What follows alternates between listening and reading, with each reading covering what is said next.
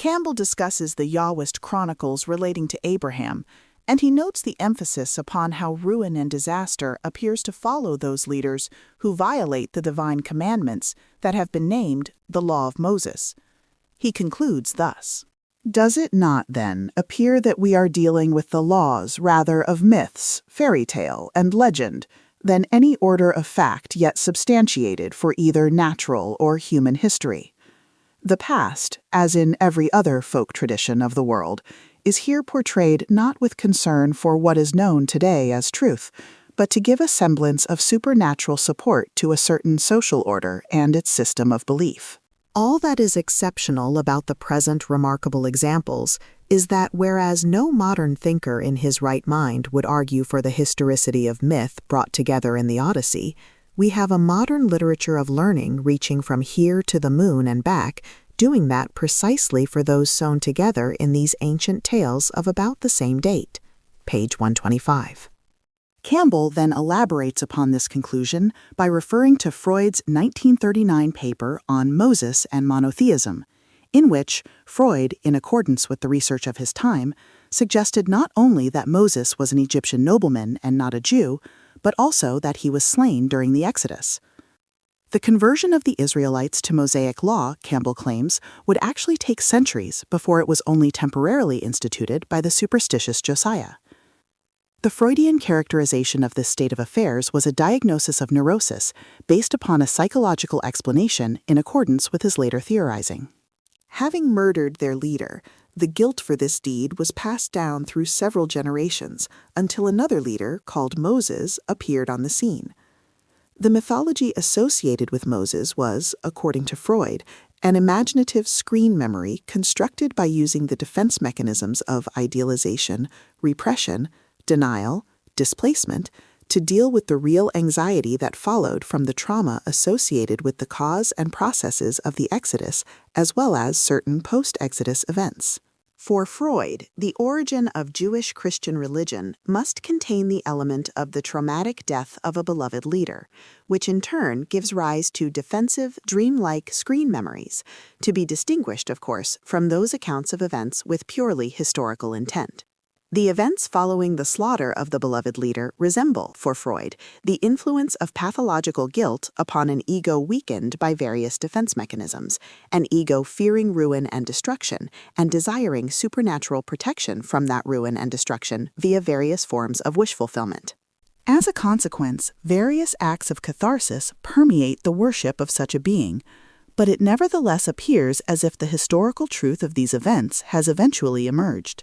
Campbell introduces the logos of the hero into this arena of discussion, claiming that logic demanded the transformation of Moses the Egyptian into Moses the Jew.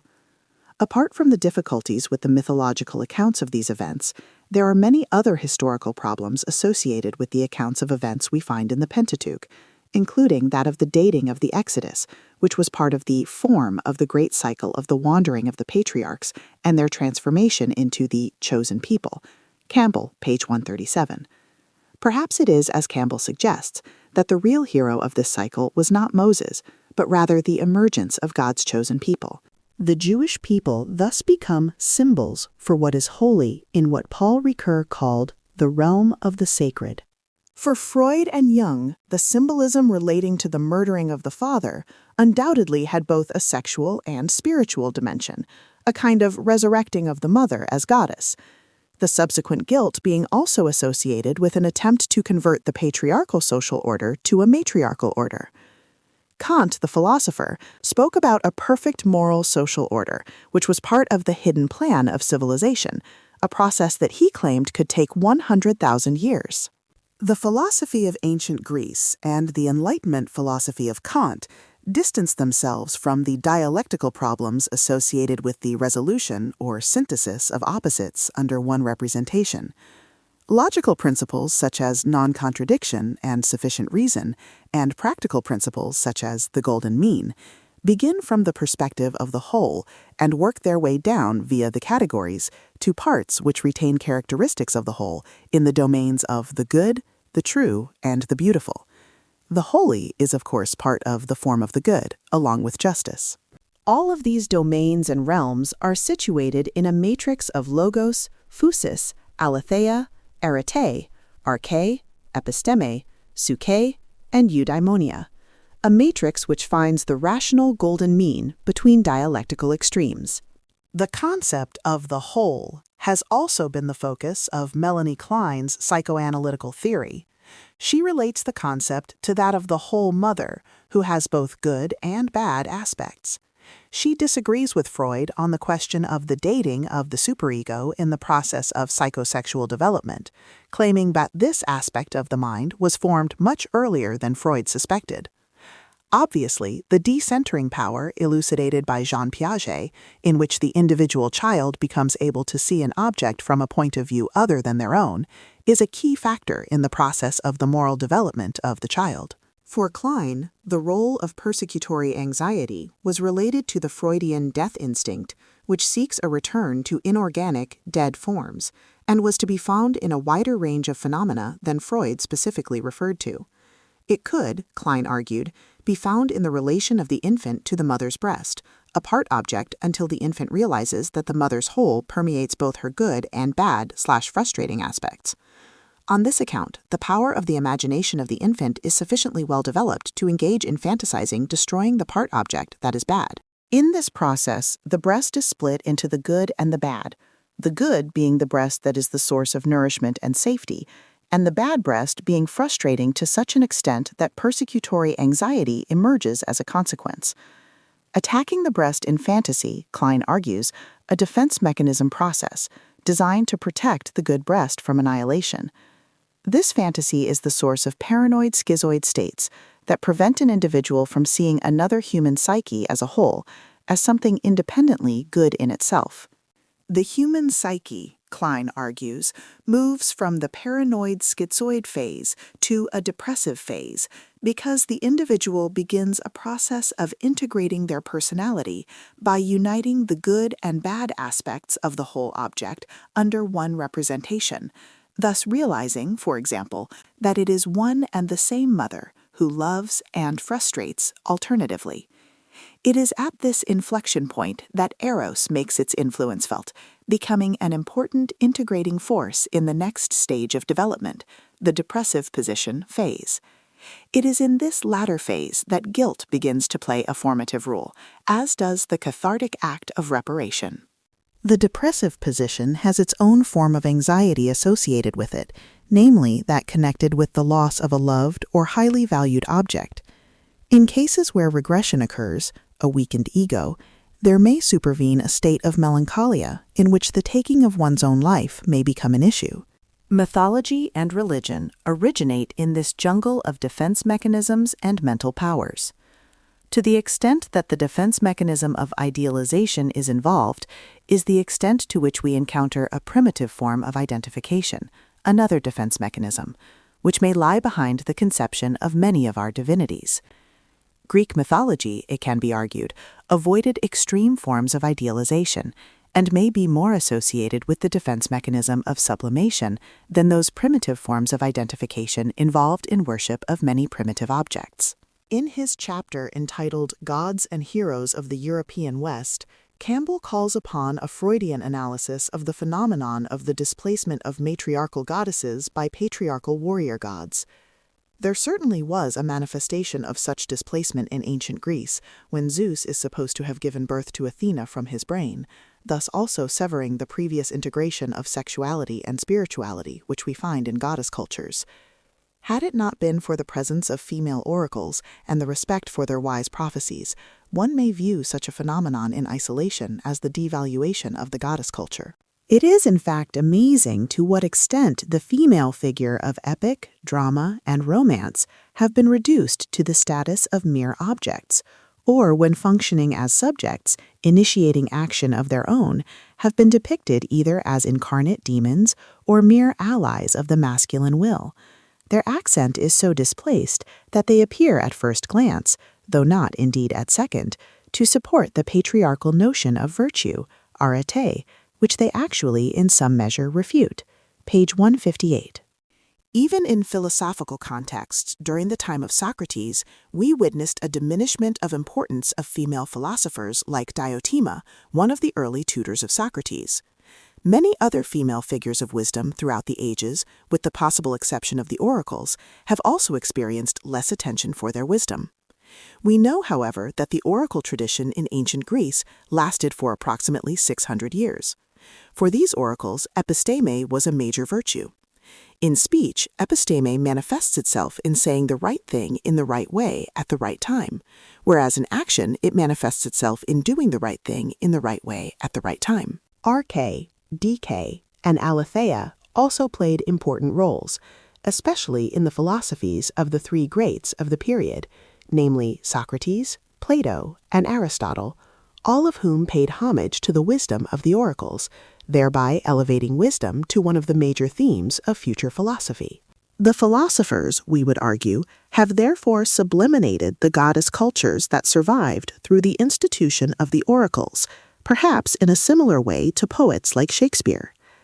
Insofar as the spirit of philosophy and oracle wisdom inhabits certain quarters of our modern universities and modern cultures, poetry, religion, mythology, etc., these devalued female presences remain the latent content of our cultural dreams. Perhaps these philosophers are also in some sense related to Tiresias, that figure who can be seen as a synthesis of the opposites of male and female. Campbell paradoxically equates arete with patriarchal excellence in the above quote, perhaps because one of the principal virtues of Homeric Greece was that of courage, given the fact that one of the major causes of the ruin and destruction of cities during this period was war. In such circumstances, the physical prowess of men became a valued asset. There were, however, during various periods of the ancient Greek era, female warriors who also manifested the virtue of courage.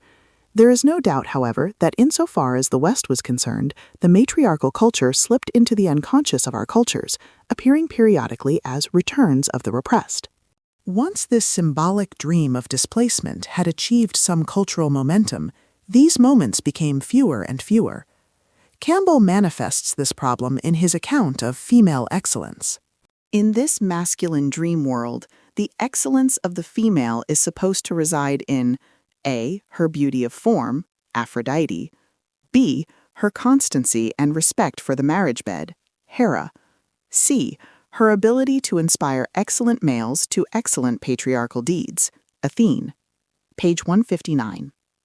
Campbell also points out, in the context of this discussion, that Aphrodite was not above bribing Paris with the beautiful Helen, if he would only give her the golden apple she coveted. Recent evidence suggests that some of this myth of the fall of Troy may have credence. Campbell also evokes the psychology of Jung, who insists that however conscious we become of ourselves and our world, there will always remain substantial unconscious powers and ideas that will refuse to remain inert and buried, and will in various ways seek expression through our encounters with others and the external world. Jung claims further that this transfer of unconscious energy will eventually transform X into its opposite. Such is the lack of control we have over such forces and ideas. Page 160. Jung invokes Heraclitus, who sees in the same road both the road leading up and the road leading down. For Aristotle, however, the logos of the road unifies these opposites and ensures that if we know that both of these aspects relate to the same road, we will not get lost in our journey through life. It is tempting here to invoke Freud and his Aristotelian and Kantian opposition to dialectical logic. Homer's Iliad and Odyssey are about events that are separated in time, and many scholars have pondered what these two works say about the human mind. Julian Jaynes, the Princeton psychologist, claims that the heroes of the Iliad, namely Achilles and Agamemnon, are clearly not conscious individuals as we are, but were subject to hallucinated voices that occurred when important anxiety-related decisions were to be made. These individuals believed their voices to be of divine origin. Jaynes, however, questions this, pointing out that all the sensory motor functions of the brain are bilaterally situated in both hemispheres, with the exception of language, which in the normal case is situated in the left hemisphere.